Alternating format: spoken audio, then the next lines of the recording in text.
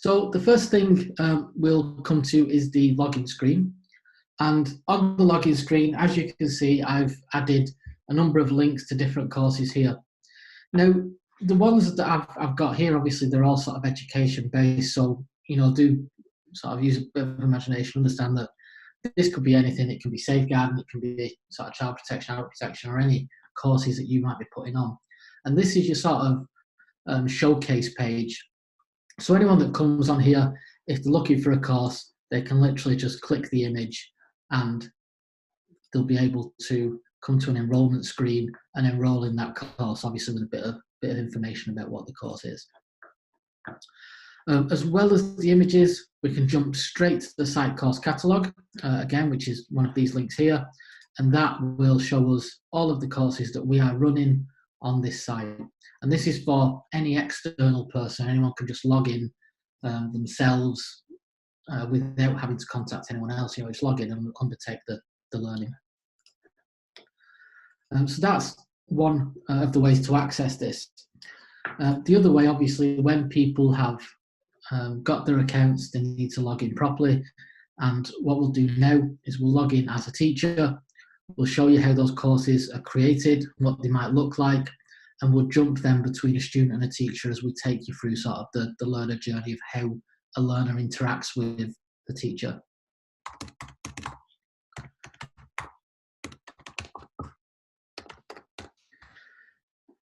And you can hear me typing very heavily.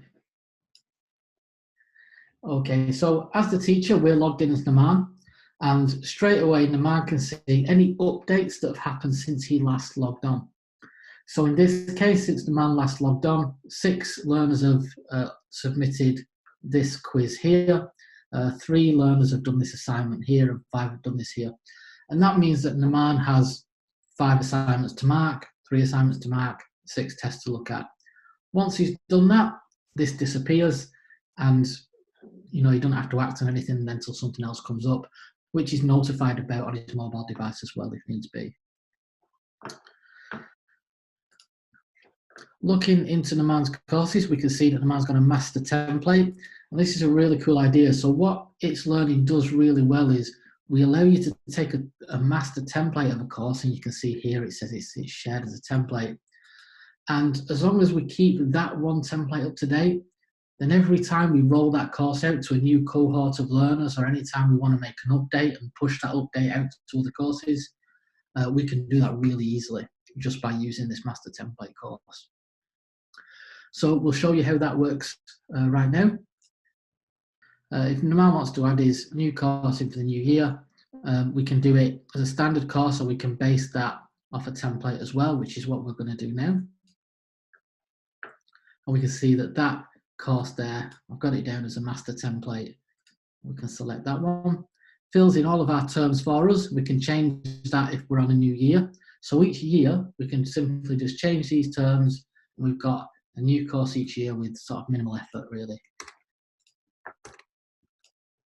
Let's choose yellow. New code, 1819, live in the present. And we can decide where we want this to go. Now, I've got this as a staff or a learner's setup, but this could be any sort of setup you want. So it could be, as we've done with the TT Marshals, they have the schools and then they have their own Marshals one.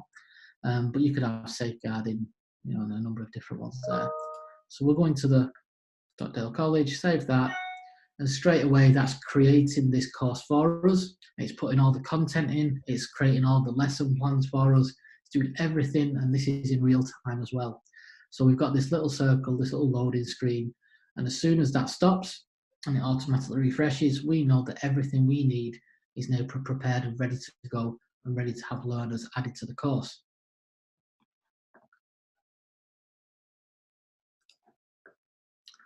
We can see that it's started to populate the information already, and it's just stopped now and refreshed.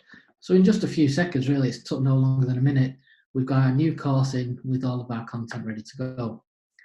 So what we can do is we can jump straight into the plans.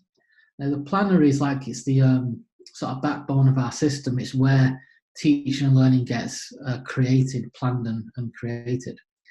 So we never have to go into this resource area. We never have to just simply bulk upload a load of files and leave them there for, for people to come and try and figure out for themselves.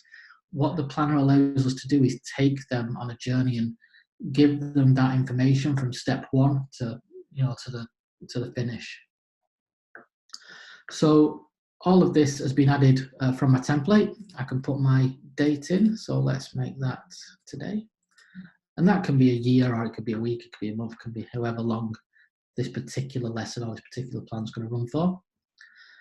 This is a really nice view on a computer screen, but if we're on a tablet, we might want to switch it over to list view and get a nicer view on a mobile device. So what we can see here is Naman's set his course up, he's got his plan, he's put a date on there so the learner will be able to see it, and he's realised that he's missed assignment 1. There's no assignment 1 on there. So that's no problem. This is really easy. We can add a resource. We can quickly create the assignment directly from the lesson plan. And this will take all of the learning outcomes and it will put them in that lesson, that assignment as we create it. So it's doing a lot of the work for us there just by machine learning. But what we're going to do is we're going to go to the library, and we could go onto Naman's collection and look at his work there. But what the system's done for us, it's looked at the learning outcomes that we're delivering on that particular day, and it's recommended some content for us before we even start searching, really.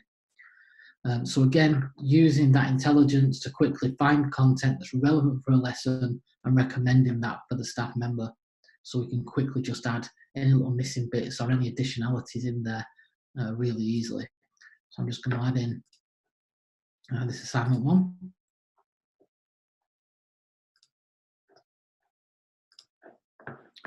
And I'm going to drag and drop that to the top because it's going to be delivered in order from the top to the bottom. And then if I jump on this overview screen, I can see the first thing I see is my plan, the description, the outcomes, and I've got my assignment 1 there. And I can access it directly from this screen as well. So what we will see in a second as the learner, as soon as we log in, as soon as we come to our course, we don't have to go anywhere else. We can just one click and we get to our work, we get to the assignment we need to do, we get to the resource we need to look at. So really quick and easy to access content. This all sort of goes hand in hand with the design principles of its learning, which is always sort of mobile first, which gives us that responsive design and that sort of nice, neat, clean look. Okay, so before we log in as the student and we look at how this lesson is going to roll out for the student, we'll quickly show you the way that Naman can access other courses for himself. So we've seen on the login screen, we have a community course catalogue. We have a catalogue of courses, pictures of courses where people could click on them, they can enroll themselves and they can undertake any sort of course they want, whether that's a doorman course or a taxi driver's safeguarding course or anything like that. So again, we can even tailor those to the particular profession. What Naman can do though is we also have an internal catalogue, which means these are courses that the teacher or the student can enroll on, which nobody from outside of the platform can see. So you can have sort of people enrolling onto a basic course, and then once they're in and they've done that basic course, they can quickly jump on here and they can get to a more intermediate course. So we can differentiate the courses that we deliver or the courses that we put out there directly based on where the account sits at that time. So in this case, Naman needs to do some Office 365 training, so we can click on there, he can press start, and straight away he's being taken on this learning path through different resources, through different tests, to complete that bit of training, that enrichment. I've just got 3 files on here at the moment, but what happens is if we do put a test on or any sort of activity, whether it's a discussion or whether it's a task, something to do, the learner's not allowed to move on until they've done that. So the next thing doesn't show up until they've done it. Okay, so let's come out of that one, go back to our course. Okay, so Naman's set his course up. done a bit of CPD, and what we're going to do now is log in as a learner and then go through the same thing as the learner. So I'll switch over my screens here. We've got Nadine who's already logged in. This is the first screen that Nadine sees, so as you can see, it's really similar to Naman's, but she's got no tasks. Completely my fault because I've not added the learners. So as Naman, go on to participants, hierarchy sync. Now this can all be done, by the way, for you just by an MIS integration. But if you don't have that integration, it's as simple as a couple of clicks. Straight away, all of our learners are on this course, all in real time. So I could jump back to Nadine, look at my courses, and there it is, ready to go straight away. So I can click on my course. I can see the lesson that's just been added on there for me, the outcomes, and the work that I've got to do. Okay, so really quick, really easy. If there's any updates or any tweaks that need to be put in place, the man can do that directly from the system without downloading and editing it in Microsoft Word or anything like that. You know, he just does it directly in the system, and it's all done really quickly in real time. So you'll see that Nadine has a start button, whereas Naman didn't, and that's so that Nadine can simply go through the whole lesson step by step, looking at the order of those resources. So remember, we put this assignment 1 at the top. So she does this assignment 1 first. Obviously looks at the outcomes that are assigned to that, and she can answer assignment. Okay, so what I've done for Nadine to answer this assignment, I've got a little bit of stuff here. There we go. And she can answer that assignment directly in the platform. So I've not downloaded any work. I've not had to sort of download, open in my particular version of Windows or my particular version of Office. It's just open directly in the system. She's working on it straight away. Brilliant experience if they're using a tablet device or a mobile device, and sort of go from there. We will say it automatically saves. So if she continues typing, we can see it's saving automatically, and it's saved really quickly. Okay, what we could also do, because we've got this ability to give every student a copy of this assignment brief, and they're all sort of editing it online themselves, we also have the ability then to insert, in this case, a signature. Okay, so that's in there. So we can quickly see that Nadine has plagiarized the work from me. There we go. And that's saved, and Nadine can then quickly come out of there. She's not submitted anything yet because she's still working on it, so she can keep on working on it until she's ready to submit it. It tells her there that it's not submitted. Okay, and this sort of opens up another sort of key feature really that we really love on its learning. And if I put these windows together, so okay, so on the right here we've got Nadine, and on the left we've got Naman.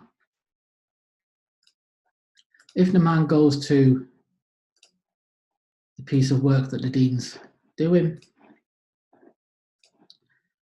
straight away we can see that Nadine has this little information next to her, next to her resource, next to her submission, and it says it's saved as draft. So Nadine's not actually saved anything, you know, it's automatically saved for her, but Naman knows that Nadine started working on something. So if a deadline's coming up and everybody sort of started working on it and one or two haven't, he knows exactly who those people are that haven't, and he can quickly send them a message to tell them to get a move on, the deadline's approaching. If he looks into Nadine's work, he sees the work in real time, and he can comment on that just as you usually would on Word by clicking the review tab and adding some comments in.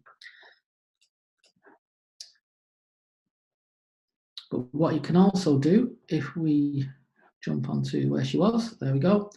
As Nadine's working, you can see on the left-hand side, Naman can actually see what she's doing in real time. You might have to forgive my spelling a little bit.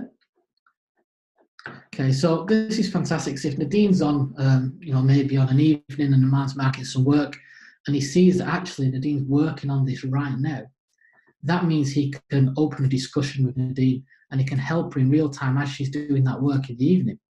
I'm not saying that he might be working in the evening, but most teachers usually are.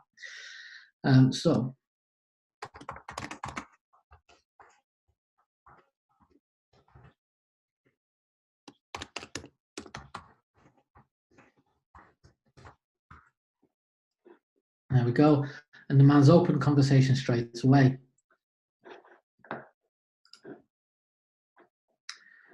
Okay. So if we jump back to Nadine and we submit, we can see that Naman's message has come up there. Nadine can respond back. There we go.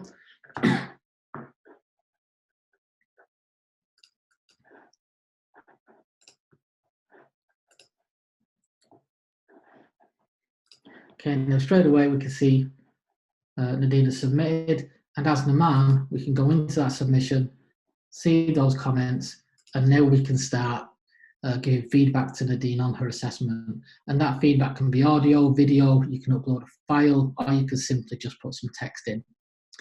We have two stages of this. One is quick text, quick feedback. And the other is when you click it, you can have a rich text editor open, which will allow you to embed more things and put some video or some images in there as well. So that's sort of two layers of feeding back to a learner or to somebody that's undertaking your training. You will see what's happened when I've split the screen. Every time I do something, it rejigs and makes it a bit more friendly for mobile devices. We'll save that assessment. Okay, so we can see Nadine's completed. Let's put that half and half again.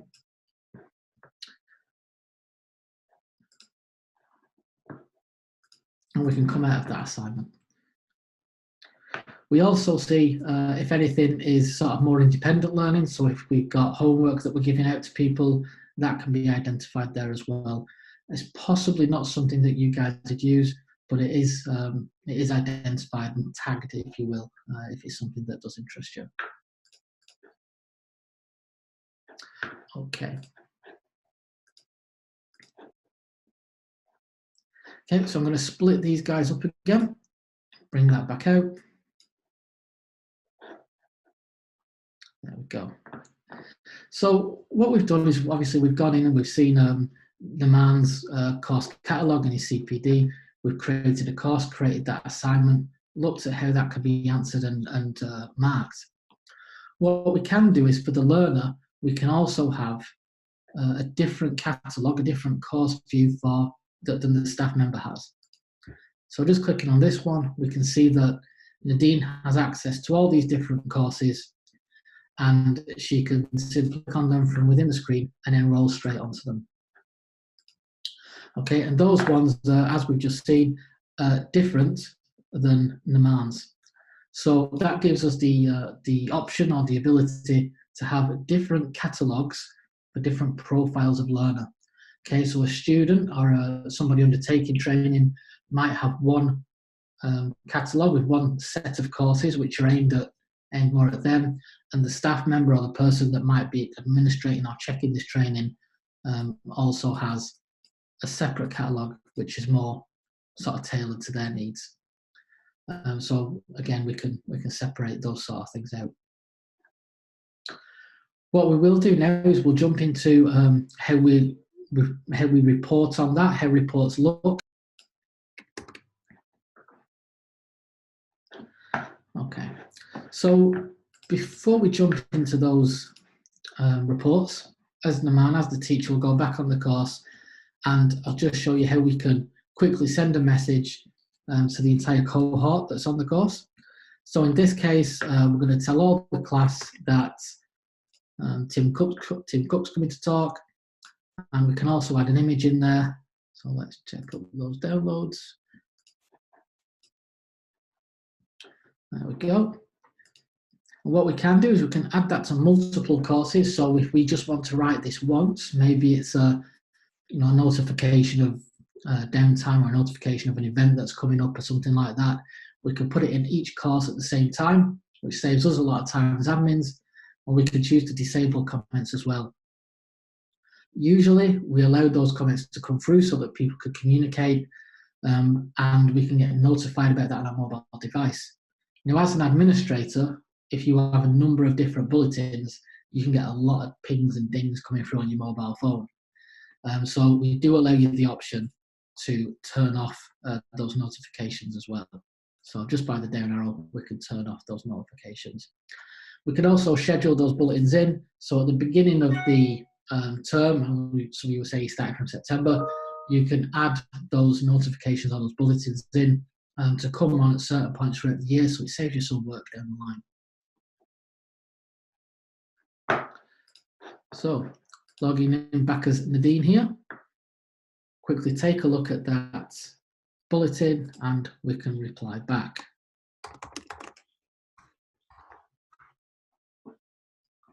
Really quick and easy, really simple. Again, that goes hand in hand with our instant messaging system, and the instant messaging system allows us to send a message to the entire class or to an individual. It also allows us to do a one-to-one or a one-to-many, so we can start a discussion if we need to as well. And what I'm going to do, I'm going to get onto the man, quickly ask him for a bit of a deadline, and we've got a few options here where we can star messages, and we can also report abuse. So if somebody is sort of saying inappropriate things on the messaging system, we can tell somebody about that, and that goes straight to the trainer on the course. Okay, so back to these reports. As the teacher, as the man, I'm in my course and I have my 360-degree reports available to me. So logging into these 360-degree reports, we can see activity, we can see progress, and we can see grades. So what I'm going to do in these two, I'm just going to concentrate more on activity and progress. So first off, with activity, let's go into Nadine. In fact, we don't have much on there, so let's do this one.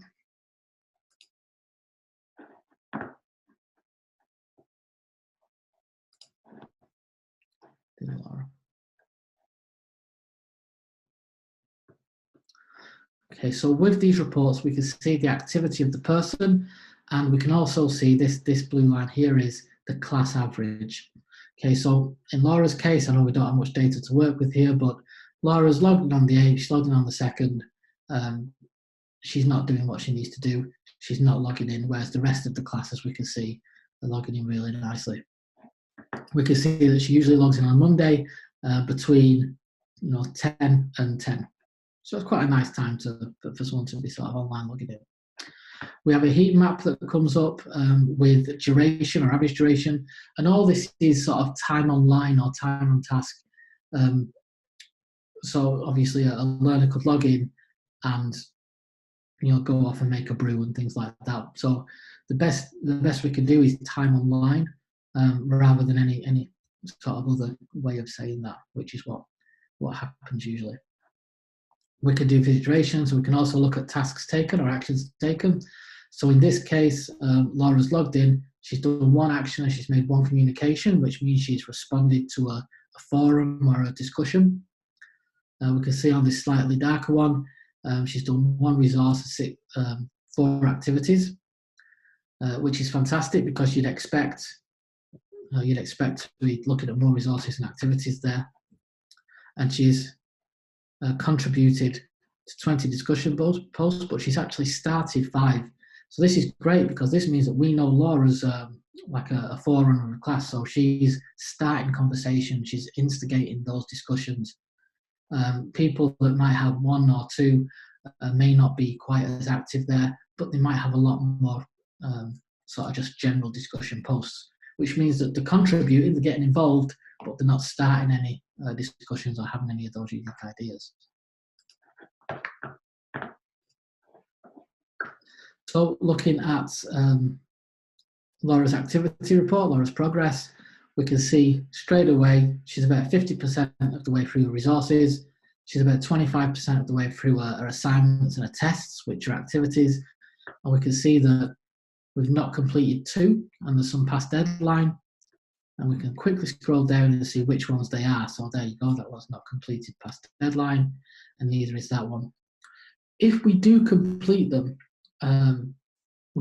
past deadline, we get a nice sort of yellow tick or an orange tick rather than a green one, because that means that it's done, it's complete, but she didn't do it sort of quite on time. So maybe we need to give her a bit of an enrichment course up here about time management maybe. So just on these sort of overall tabs, we can see the class average, and that's before we drill down into individuals. So if I went and see Inca Clark there again, 2 past deadline, so there's that nice orange tick I was on about. Really easy then to see here who's on track and who isn't. If somebody's not on track, so if someone's doing sort of quite poorly, so let's say Devin is not doing too well, and Laura doing quite good on the resources, not starting the activities, we can quickly send both of them a message, just reminding them to get a move on, or reminding them that support's available for them. So really quick and easy to action when people are sort of falling or lagging behind. And same on the activity. So if we see that people aren't logging on within a week, so a lot of people have high usage, but 1 or 2 people don't, we can quickly select the ones that don't and remind them to log in, basically. We also have a status and follow-up section, and the main sort of key things to look at here is the assessment record. And this gives us a nice sort of way of looking at the assignments that have been handed out and what learners have completed and what they're getting. We can quickly change that grade there. So if, for example, if Chris comes to me with a physical piece of work and says that his computer died or his internet was not working, we can quickly just bump him up to the next level of what he needs to be on.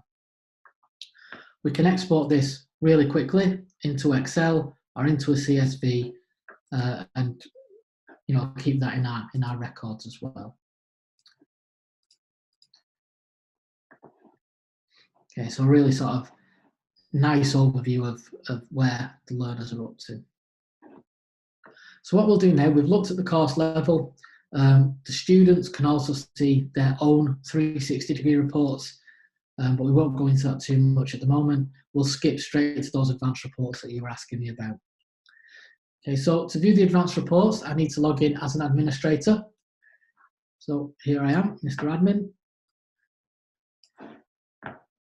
And we go into our admin tab, we scroll right down, and we can see our advanced reports. What we also have is what's called the Data Warehouse API. And this allows,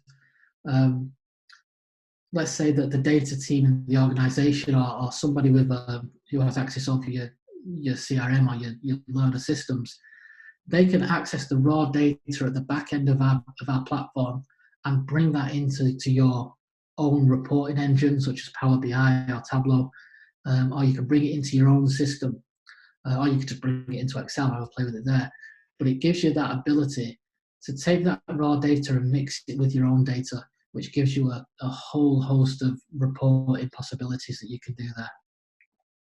So if you do have that expertise on site, let us know, because that's something that we really worth talking about with people. So jumping back to these advanced reports, these reports, we have a number of templates that we already have made. So these are all our standard reports, but we can build custom reports for you as well, based on the information that you might want or you might need. And let's just have a quick look at a couple of these. So let's start with this login and session details one. And these reports tend to get updated nicely. There we go. So logins by, I should have a logins by user one somewhere.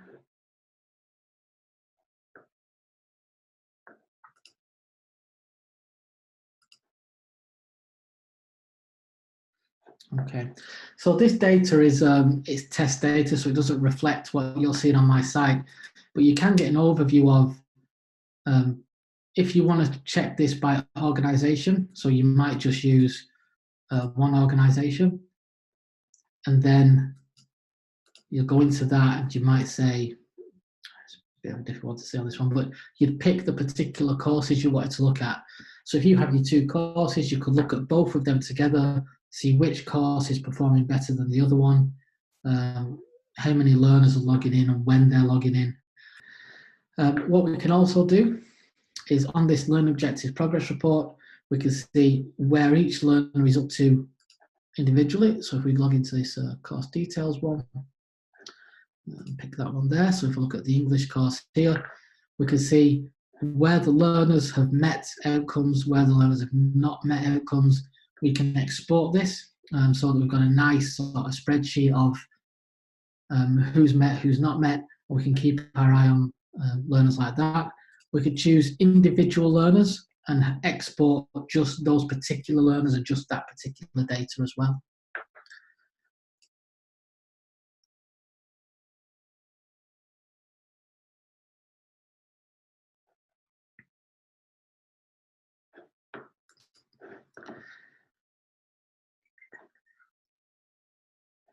User course physics, that might be the one.